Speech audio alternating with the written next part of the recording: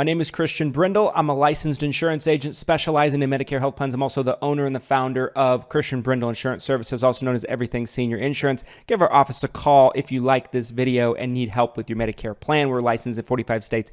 We can help you. We're independent, specializing in Medicare. We do Medicare supplements, Medicare Advantage. So let's talk about providers denying insurance, okay? So I have seen providers deny insurance for every which reason that you can possibly imagine. So in order to really kind of identify this, let's first talk about the two different types of plans that you can possibly have in most cases if you're on Medicare, because the reasons why someone might deny your plan might be different depending on the plan type that you go with, okay? So you have Medicare supplement plans on one side, and then you have Medicare Advantage plans on the other side, okay?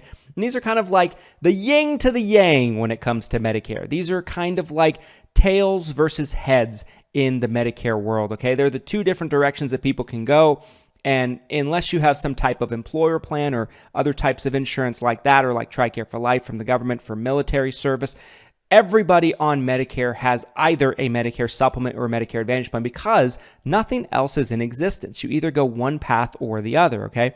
So Medicare supplement plans, in layman's terms, act as a secondary to Medicare. So Medicare is your primary insurance.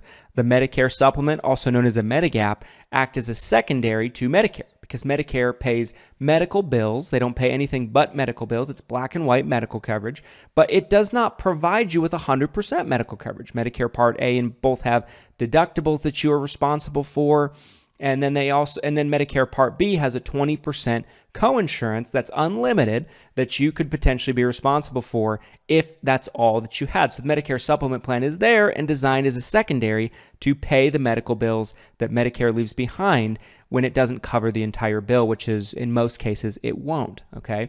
So then you have a Medicare Advantage plan, where it's essentially like you're running your Medicare through a private insurance company. All of the claims are being administered through a private insurance company. They're taking on all the responsibility of paying your claims, paying your bills, and in exchange, the government agrees to fund the insurance company every month to take care of you. That's why most Medicare Advantage plans in most parts of the country are able to be picked up at a $0 monthly premium, okay? So let's start with Medicare supplement plans. I have seen Medicare supplement people get denied for some of the craziest reasons you can possibly imagine.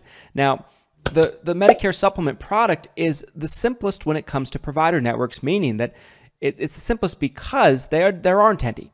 There aren't Medicare supplement provider networks on each plan like most insurance plans would be.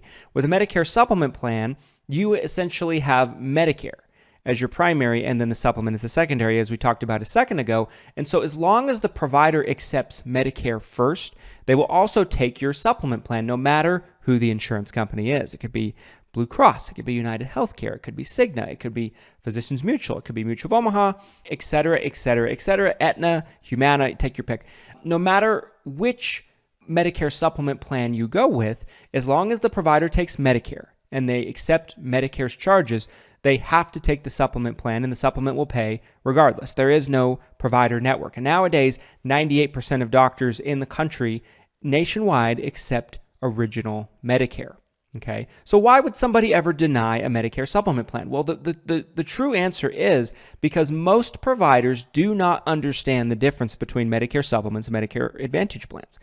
Providers are who you want to listen to, in my opinion, on your medical health, what you should be doing health-wise, what vitamins you should be taking, what surgeries you need, all of that stuff that has to do with your health. They're the authorities, they're the experts. When it comes to the insurance, they most likely, in most cases, know just a little bit more than you do. And this comes as a shock to people, right? Because most doctors' offices, most providers' offices have billing departments and insurance departments, but they're for the most part, more often than not, very lacking in their understanding of the insurance plans. And, to their credit, in their defense, it's difficult to do what they do because they don't just deal with Medicare.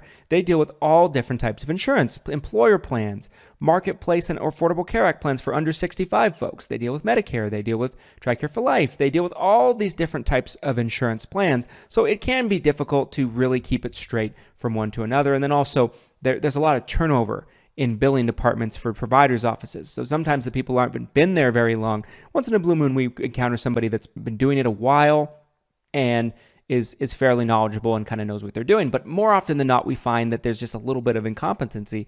And so what we have found, Medicare Advantage plans are the type of plans that have provider networks. They have networks of hospitals and doctors. They're your traditional HMO, Health Maintenance Organization, PPO, Preferred Provider Organization plans, and they have networks where you either have to go in network or you get the best deal going in network depending on the plan structure.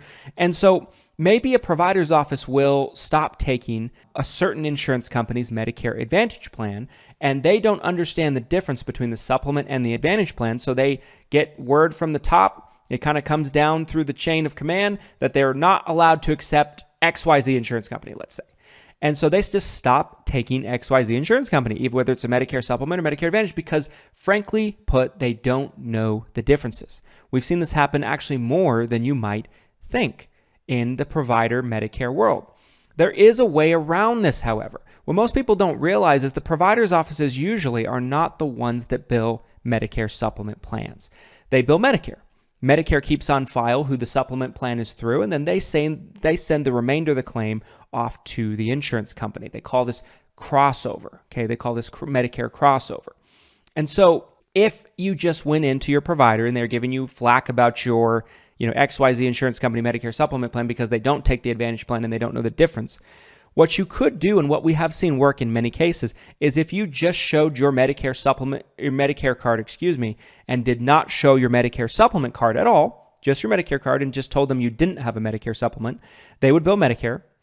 Medicare would send the remainder of the claim off to the insurance company. It would get paid, and the provider's office would never know the wiser. Okay, so you're essentially having to trick them into getting paid because their lack of education on how Medicare plans work. Now, this doesn't happen super often anymore, but we still see it from time to time. We saw it in the last month or two in my office, okay? Now, Medicare Advantage plans, on the other hand, there's a couple reasons why that your claim could be denied. One, they could be out of network. And if they're out of network, you either have a plan that doesn't cover at all out of network unless it's an emergency, or you have a plan that covers out of network, but it's just a higher out of pocket. If it's an out of network situation and they just don't provide out of network benefits, there's not a whole lot you can do. You either have to change your plan or change your provider. Those are your choices in many cases. There are a few exceptions. The other reason might be maybe something needed a prior authorization and it didn't get done. We see this all the time with surgeries, with hospital stays, with skilled nursing facilities like rehabilitation. And essentially the way that it works is the provider isn't responsible for sending documentation over to the insurance company on the Medicare Advantage plan stating why what they're doing and what they're suggesting is medically necessary. Because most insurances these days need that. Original Medicare doesn't require that as much, but Medicare Advantage plans do. Sometimes the provider just drops the ball and they do not actually go about responding to the insurance company, okay? We've seen situations before in abundance amounts to where there's an insurance company not paying for something. The provider is saying it's the insurance company's fault because they won't pay for them. We call the insurance company, my office does, because that's what we do for our clients. We provide lifetime customer service when you have a policy with us. We will call up the insurance company. We'll find out exactly on this day they requested this piece of information and they never got it back. We'll call the provider and the provider will have no clue because they either didn't check or they didn't read or they didn't pick up the phone and call the insurance company. 9 times out of 10, a situation like this can be resolved if you can get the left hand and the right hand to talk to one another. And that's where a nice broker in a broker's office can actually assist you and kind of being that middleman and kind of getting big brother and little brother to talk it out, okay? And most of the time, claim problems can be fixed with that as long as it's not an out-of-network situation. So depending on what kind of plan you have, these kind of situations can vary, but understand that having a broker can help you a lot, but there are some things you can do on your own, like if you run into the Medicare supplement problem, to just not show your insurance card, okay? Because it still happens from time to time where the provider thinks they don't take the Medicare Advantage plan, which they might not. They might have just fallen out of the network, and they just stop taking all Medicare plans that have to do with that insurance company, even the Medicare supplement, where there are no networks whatsoever. So anyway, folks, I hope you found this video helpful, insightful, and enlightening on the topic of insurance billing and kind of how it all works and how kind of it can be kind of messy sometimes. If you found this video helpful, do me a favor, smash the like button for the YouTube algorithm. It will help so many more people like you who need to hear this information, that are struggling with these kind of problems, find it easier.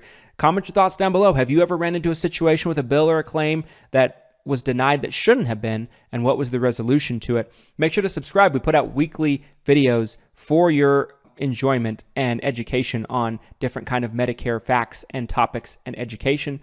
We'll see you next time, everybody. Thanks so much for watching all the way to the end. Reach out to our office if you need any help. We're licensed in 45 states. We'd be happy to give you a free, no obligation consultation. Phone number's down in the description. Again, thanks for watching, everybody. Happy Medicaring.